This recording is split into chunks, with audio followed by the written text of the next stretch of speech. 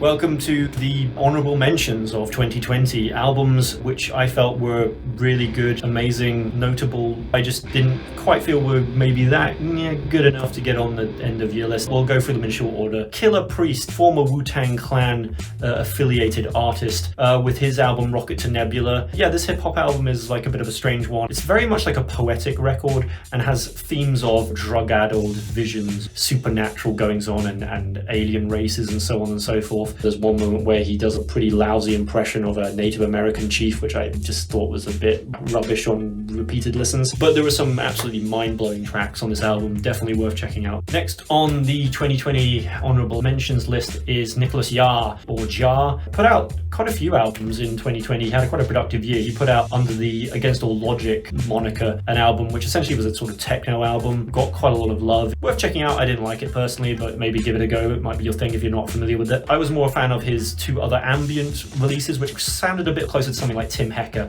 where there was a lot of interesting elements being pulled together, incidental sounds that kind of add up to an overall whole. Both his releases, Telas and Senezas, were very, very, very, very, very good releases. I'm now a bit of a convert. I really, really dig Nicholas Yar's approach. My partner fell asleep one day on the sofa and I just sat there with these two albums on back to back, and they both really created a great vibe, and it's worth mentioning them. Another album that needed to get some love, which very nearly made the end of year list, was Earth Eater, Phoenix, Flames Are Dew Upon My Skin. It felt a little bit disjointed. It felt like it struggled to find a natural path through sometimes, but overall it's very interesting. I would even say kind of slightly completely against the theme of the album artwork and the title.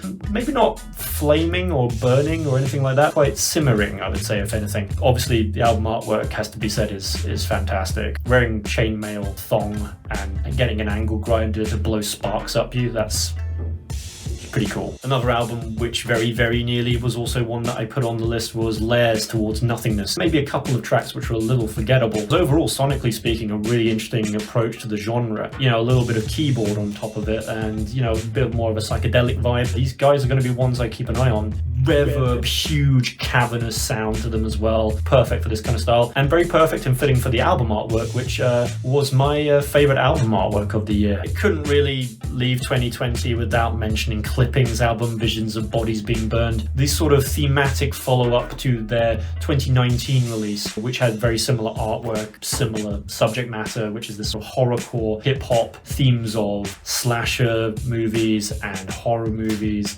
This one again I liked, but I felt that despite how good it is, despite the fact the rapping is really interesting, I love the fact that it's not in the first person, it's narrative, it's third person, it's storytelling. I love the horror influences they're bringing on this album. The sampling and sound design is obviously really interesting and comes from a very cultured place. At the end of the day though, I'm not probably going to listen to this album very many times more. It was definitely one of the favourites of the year, without a doubt, definitely one of the albums of 2020 to talk about. Another album to absolutely talk about was Greg Puciato, Child Soldier, Creator of God.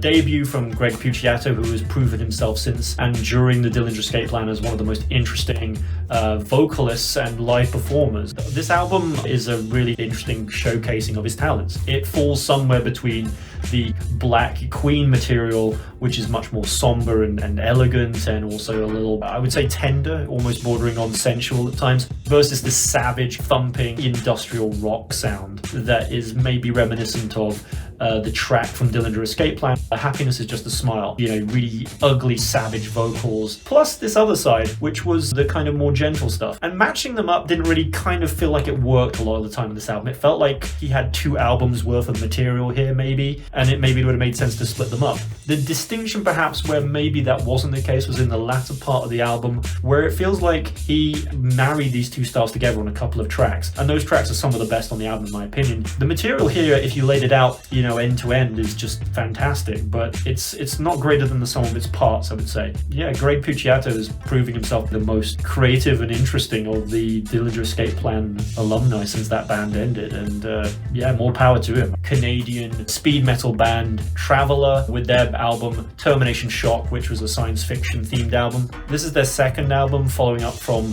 only the year before. Yeah, there's a huge amount of talent on display here in a year where there were quite a lot of releases in the speed metal genre, particularly stuff like the Hell Ripper album, which is another one I would absolutely recommend if you like that kind of style. Solicitor, Butcher. With all those albums in the mix, I wanted to give a shout out to this one because I just didn't think it got as much love as I would like. There were some tough times in 2020 that this album kind of cheered me up, and I wanted to give it a bit of love. So Moon Citadel, the one-man black metal project with Night Scarlet Symphony. Ease.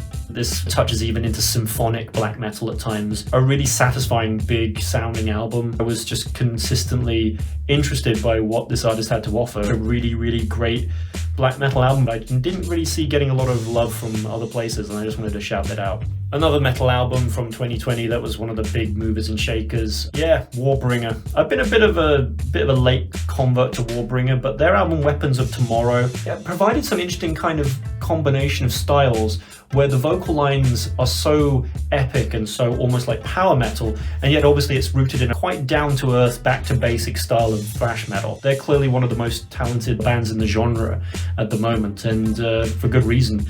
And it's well worth your time. Another album that I felt almost guilty for not including on my top 20 because of the quality of it is the Ocean Collective's album Phanerozoic 2. I liked this album aesthetically a lot. The presentation, the Ocean Collective and Robin Stapps, who I've had the pleasure of interviewing and meeting a few times, the vision that Robin has for the band and has had in the past for both the themes, in this case geological epochs of the earth, and also tying it in with not just themes but amazing album artwork and merch artwork. The Ocean Collective have become one of these bands that are just sort of a mainstay of the alternative sort of post-metal, post-rocks scene. It's a brilliant album. It's just, as the problem I had with it, similar to the last album, was the fact that if you take geological epochs as your starting point and reference point, it doesn't necessarily add to the sort of satisfaction of the arc, for lack of a better word, the narrative or the logical flow of the album. Similarly to the last album where I felt like the best tracks were right at the end of it, and this one's got the best tracks right at the beginning, and those two tracks at the beginning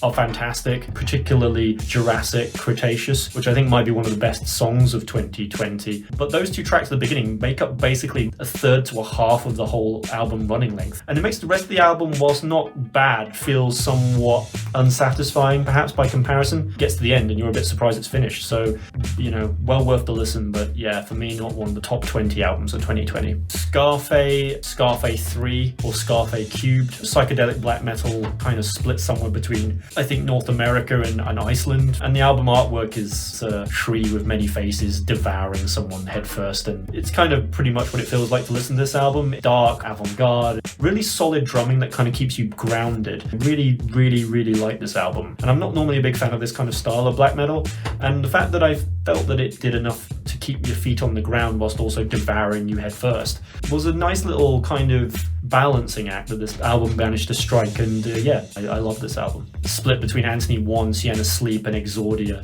This is 6 tracks, 2 tracks by each artist. Trance bangers as well. I just really love the album artwork, the sort of PlayStation 1 graphics and Japanese lettering, even though all these artists, as far as I can work out, operate in LA. You could imagine being like a Japanese underground club or something at 4 a.m, partying out to this stuff. It was a nice piece of escapism in lockdown. Armored Saint, who have been going since 1980 whatever at this point, they're still going, and the vocals still sound amazing. This was just one of those albums which was so fun. I love the title, Punching the Sky, because it just really grounds it as being, let's just have fun, let's just be silly. I loved this album. Not sure how much love it got in 2020, and great fun.